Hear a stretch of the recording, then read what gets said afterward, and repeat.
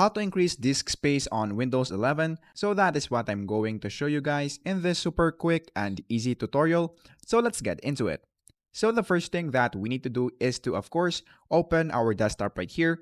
And then once we're now on our desktop, the next thing that we need to do is to go here on our Windows icon and then right click on it. And then in this part, just look for disk management. So just click disk management right here.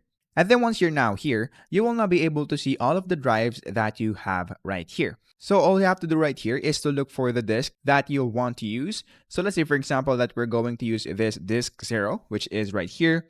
Now, to increase our disk space, so currently I have 355 gigs of storage and I have about 600 of unallocated storage right here.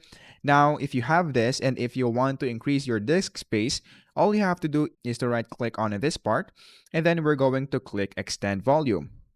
After that, I just click next. And then in this part, what we're going to do again is to just click next once again and then click finish.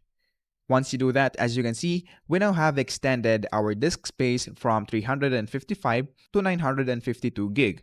Now, if you want to shrink it, all you have to do again is to right click on it. And then instead of clicking extend volume, we're going to click shrink volume right here. After that, let's wait for this to finish.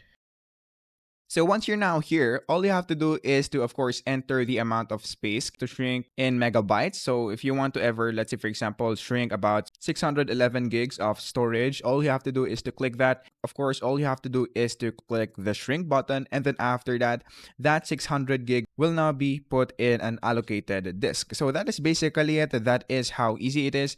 That is how to increase disk space on Windows 11.